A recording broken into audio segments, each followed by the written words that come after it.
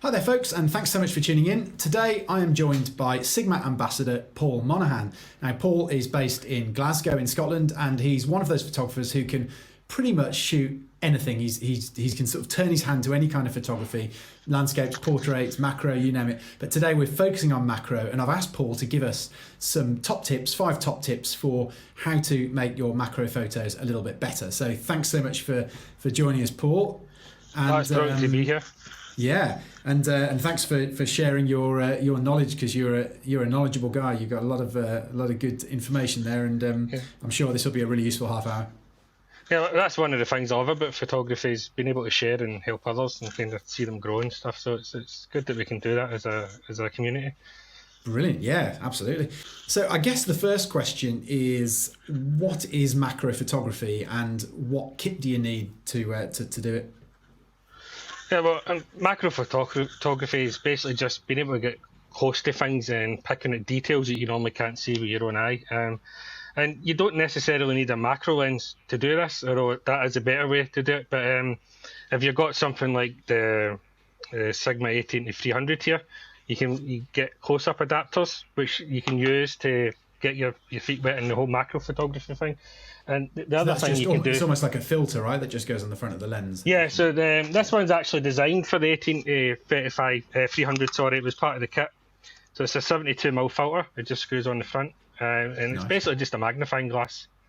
And so it can be used with any lens, but generally the longer the focal length, the more you're able to get closer to your subjects, which is quite handy. And the other way to do it is some people get old lenses and turn them round backwards and do that as well. So those are 2 good ways to see if you like macro photography and kind of try it before you start spending money and get into it properly. Yeah, because if you've not done it before, shelling out 500, 600, 700 quid on a lens, might put a lot of people off. But if you've just, both of those things that you just mentioned, the reverse ring adapter so that you can touch your lens back to front, and the close-up filter or close-up lens, they're both relatively inexpensive, aren't they? You're probably talking a tenner for one of them, and maybe, I don't know, it kind of varies, doesn't it? But you could probably pick them up for 20 or 30 quid probably. It depends on the filter size, really. So yeah. So let's have a look at one with the reverse ring adapter. So this is one you took on the 105 1.4. So this isn't a macro lens. This is a regular. No. Yeah. So this one was kind of free lensed. For people that don't know, that's when you kind of just hold the lens off the camera. You would be better having a reverse ring, but I was out. I think I was on Shetland at that point, and I only had limited equipment with me. So to do this shot, I basically just took the lens off the camera and held it backwards. So I can kind of show this here. So I've got this is the 105. Yeah. So I took it off the camera, and the big lens hood here really helps. So I just put the camera inside backwards, and then you can adjust this back and forward to focus. So that's the 2 main limitations of this. Is your focus point is about here. So you have to get really close to your subject, and your sensors open to dust and other things like that. So it's not ideal, but in a pinch, it's something you can do to get a really close shot of something if you're stuck. But ideally, you would get a reverse ring adapter and put the lens on backwards. That way you're sealing the lens to the mount and you don't have dust and stuff like that getting in as well. Yeah, very nice. And they're very cheap, maybe a tenner or something. And yes, but you probably, I don't even know if you could get one for the 105 because it's such a big. Probably not. No, something like 50 mils and stuff like that. You probably get them quite cheap, or like the 45C and stuff like that. The 105, you don't really get many filters for the 105, never mind things like reverse adapters and stuff. So. Yeah, sure, makes sense. Okay, and then the other one is the close-up filter, which is attaching sort of a lens to the end, sort of effectively magnifying glass to the end of the lens. So this is it here. So this just screws on the front, and this effectively forces your lens to focus round about here, I think it is. And the good thing about this is you can change the magnification ratio just by zooming. So when you go all the way to 300, I think it's something like 2 or 3 to 1. It's a lot closer than 1 to 1. But but being like a zoom like this, you don't get the same kind of image quality as a true macro. But it's a great way to start seeing the world in a different way, and all the different things you can't see with your own eye. And and you get more control because you're able to slightly focus, and you can also adjust your aperture and stuff as well. But when you take the lens off and reverse it, you have no aperture control or anything like that. So it's a much easier way to get into macro photography. And you probably get a slightly, I mean, you can tell that one, the image quality is not quite there because it's sort of just kind of holding lens, whereas this one, the image quality is actually quite nice. So yeah, it's quite nice. Yeah, so that's definitely a step up in terms of image quality. So let's take a look at the two lenses that you mentioned. So the 105 f1.4 is a sort of portrait lens, and that's what you did the sort of the free lensing with. Let's just put it alongside the 105 macro, because these two are exactly the same focal length, aren't they? They're both 105. But one is macro lens and one isn't. So could you just talk us through what the difference is? Why is one macro and one not? But it just really comes down to how close they can focus to the front of the lens.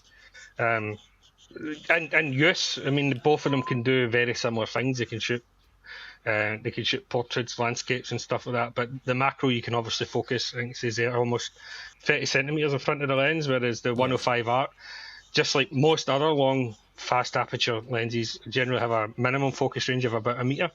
I think the 70 to 200 is about 1.2 meters and stuff like that. So having the long focal length for the ability to focus really close opens up like a whole new world in photography. Yeah, exactly. Yeah. But other than that, they're not that different, are they? Really, like, as you said, you can shoot portraits, landscapes, anything else with them. Really, then that's it. I think the main difference between them is probably the lens design. I'm sure macro lenses are designed to have a much flatter field curvature.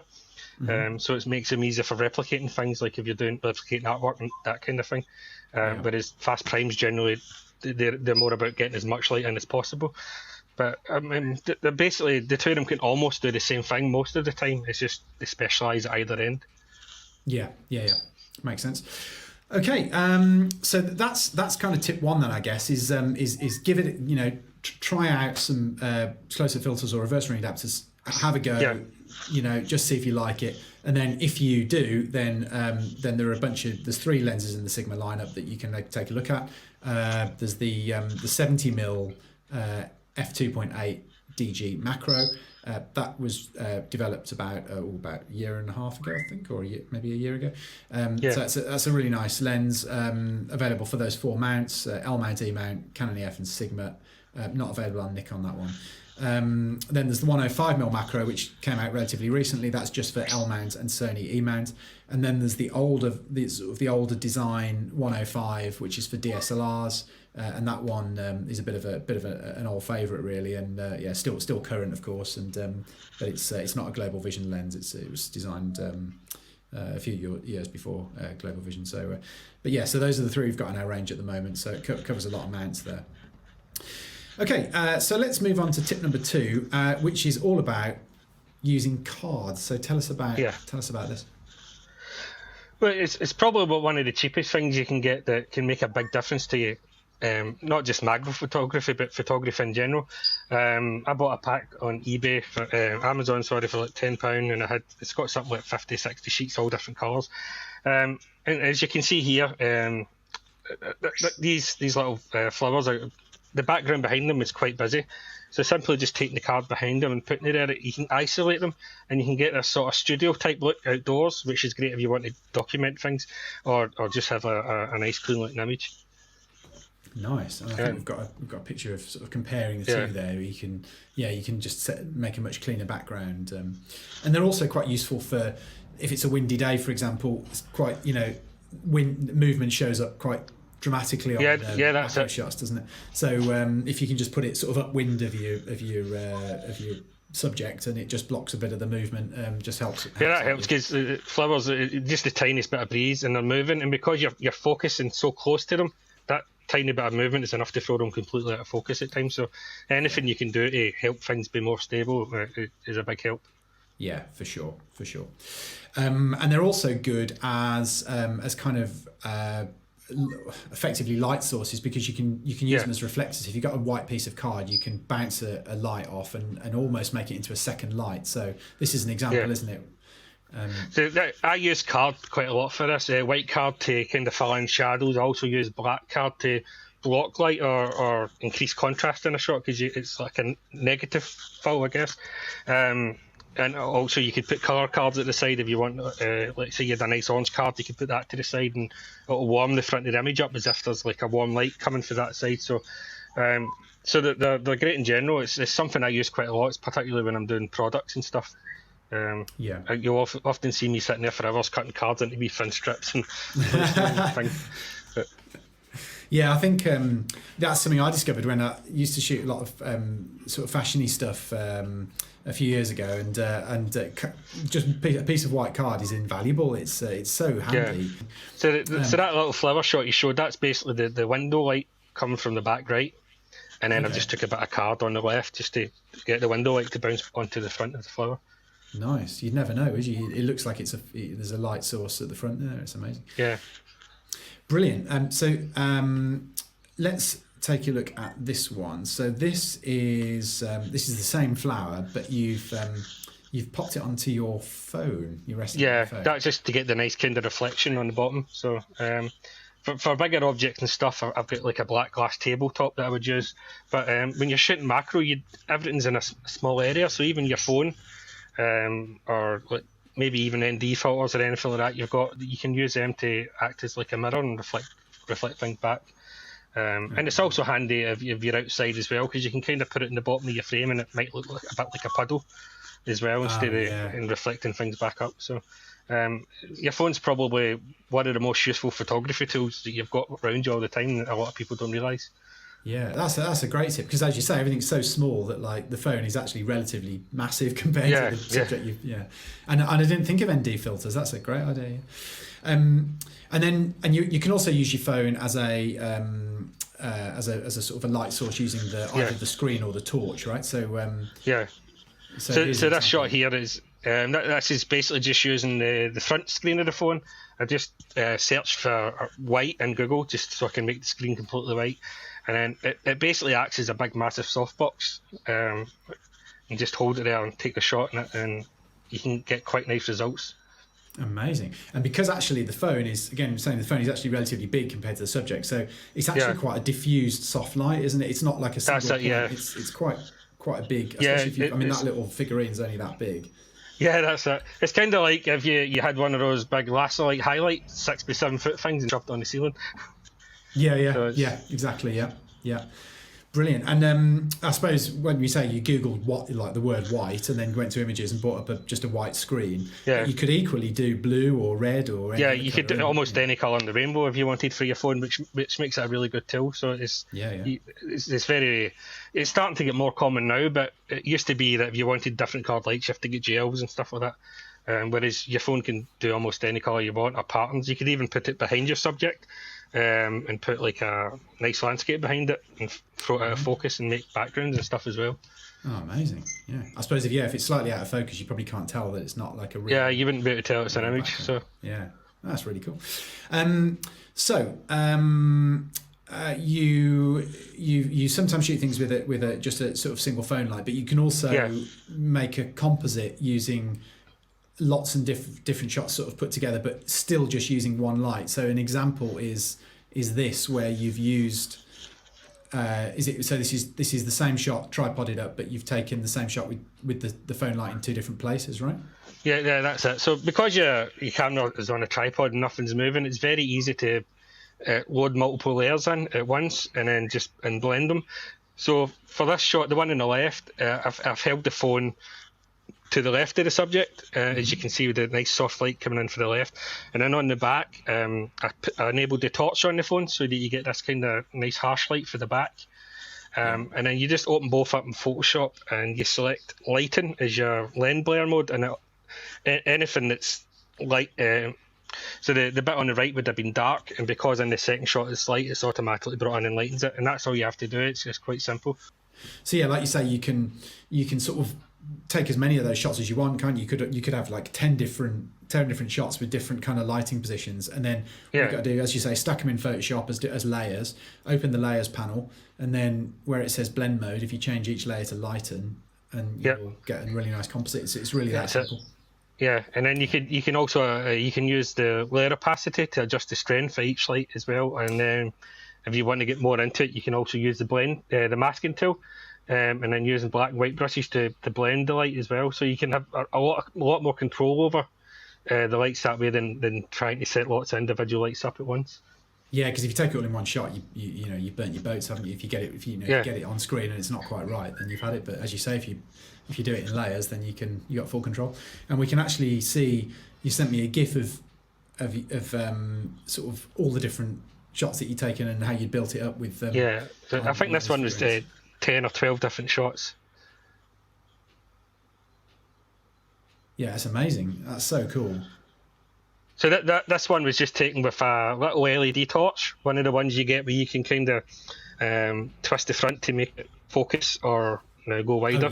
Oh, yeah. And then just using that and placing it in different spots throughout the image, taking different shots. And I think I must have took about 40 images for that one, and I was flicking through. I was like, that doesn't fit, and you pick the couple out that work, and then you can blend it together. And it's a good way to kind of learn about light as well, because you're able to go back and see what worked and didn't work and figure it. And right, that light came from that direction, that works. I'm going to try that next time. Yeah. That's amazing. Oh, nice work.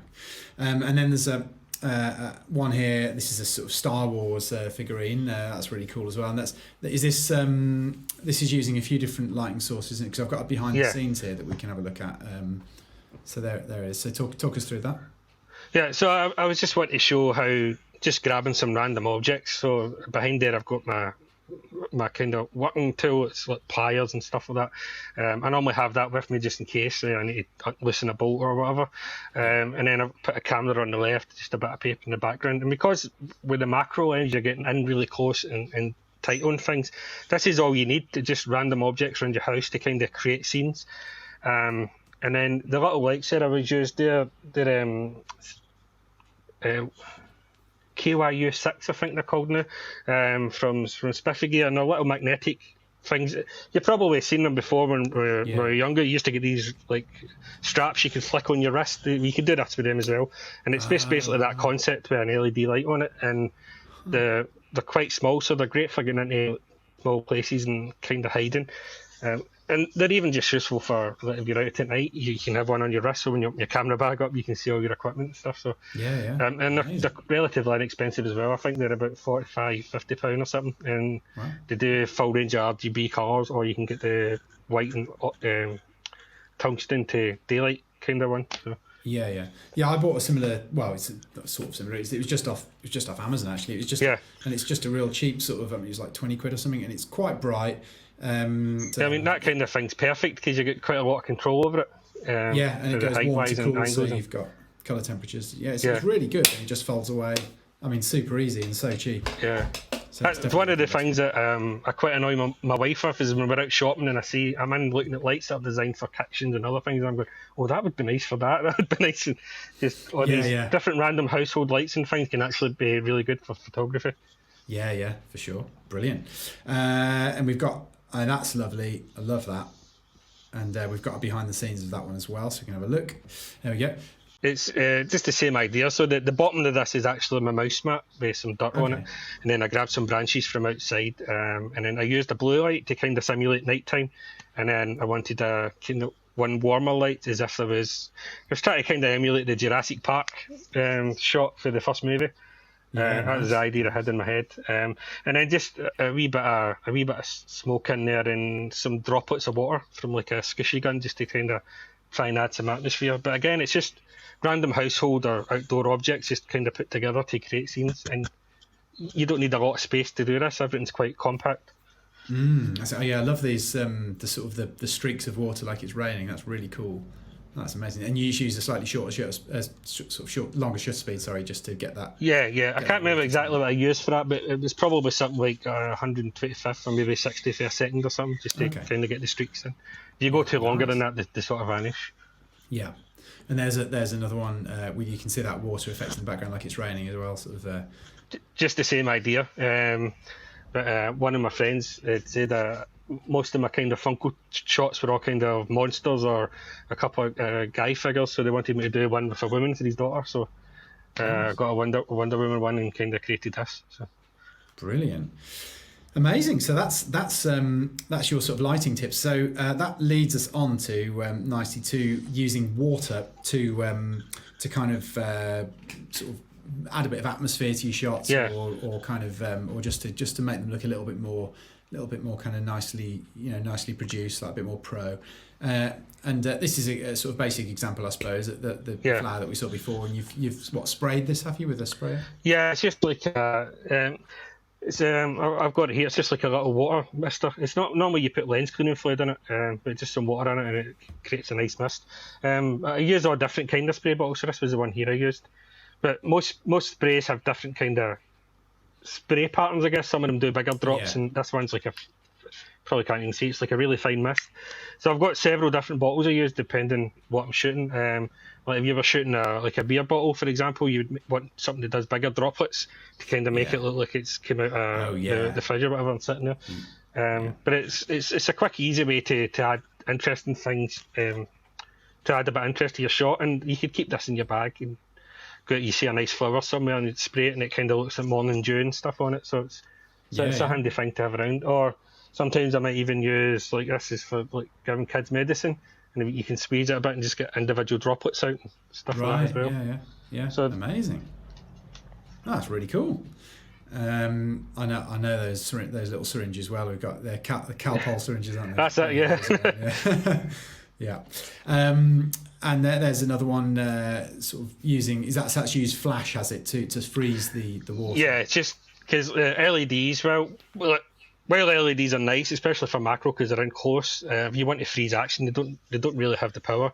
So for this shot, I used the flash, and the flash is at a relatively low power here because the lower the power, the shorter the flash duration, and you get less movement in the water.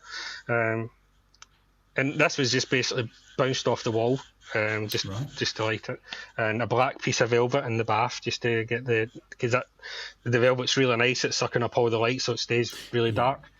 And it was just as simple as getting a little cup and throwing at it a few times, and you eventually get a really nice shot. So just getting the timing is a bit tricky. So I would set the timer, like beep beep beep, and then try and throw it in time. Most of the times I would miss, but you get there eventually, and it's a lot of fun. So. But I love doing this kind of shots. I think I've done it with a couple of your cameras and lenses, and you can do it with like holly powder if you want as well to like create splashes of colour off objects and stuff. But, gotcha. Yeah. Oh, nice. Yeah. I bet it gets a bit messy though when you're. Yeah. I done a holly powder shoot in my studio once when I had it, and it took nearly 2 days to clean because you think you've cleaned it all when you go in the next day and it's still kind of settling it out from there. So it's quite messy stuff. But the images you can get by doing it are a lot of fun. Just make sure you protect your equipment when you're working with something that dusty. Yeah. Right. Brilliant.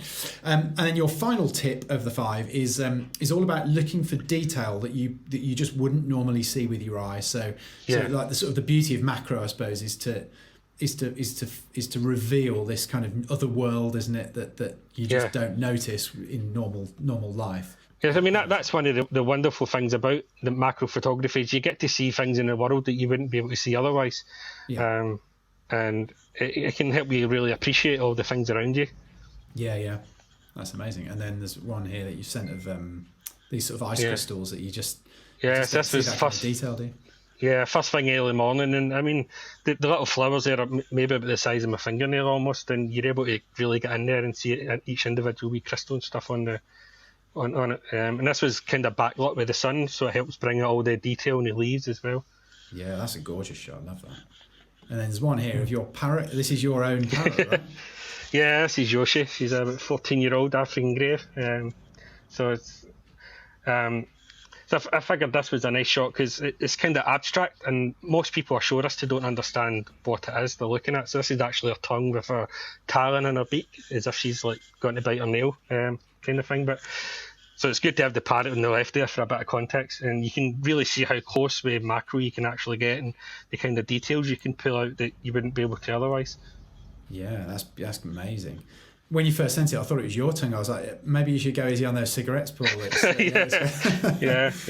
That's so cool. She's gorgeous, isn't she? Look at that colouring. Amazing. And then you had a bit of a bonus tip, which that's is sort of after the 5 tips, which is well, I'll let you talk through it. So a couple of shots here. So here's the first one. Yeah. So one of the first things people do is they get a macro lens and they tend just to use it for macro, but they're actually useful for a lot of different photography. And I had the 70 macro lens on when I was up towards Glencoe, and I seen this lovely scene with the sun kind of sitting in the background and deer, and I didn't bother trying to change lens to something else because I know that macro lenses are good for all sorts of photography, not just macro. So I just wanted to show this, like, while you can get really close to things, just remember that you can use it for many different things. It's not just a macro lens. Yeah, absolutely, and they're very sharp as well, aren't they? Like, yeah, that's. Yeah, and then here's one of. Is this your lad? Is it? Yeah, it's my youngest boy. So. So we were just out on a walk just when it was snowing a couple of weeks ago, and managed to get this nice wee shot of him. So this was with the 105 macro on the FP, and it's a 105mm f2.8, so you still get really nice subject isolation and a nice kind of 3D feeling. And one of the things I like as well is the background is nice and clean. With some of the faster lenses that I've used in the past, you might get the bokeh might start to colour around the edges, like a wee bit of purple or green or that kind of thing, but everything's kind of really neutral on this, which is one of the reasons I enjoy it for other things apart from macro. Yeah, it is a really lovely bokeh, isn't it? It's very very sort of smooth and nice. And like the nice thing about macro lenses is that they tend to be between sort of 70 and 105, that kind of area, and which is perfect for portraits, isn't it? So that they're really good at sort of doubling up as portrait lenses, and most of them are kind of 2.8 roughly the aperture. So they've got enough subject isolation there if you want it. So yeah, exactly. Yeah. That is absolutely amazing. That was Paul Monaghan's top 5 tips for macro photography, and I think there was some super useful advice in there about gear and editing and technique and lighting. So thank you very much for sharing that with us.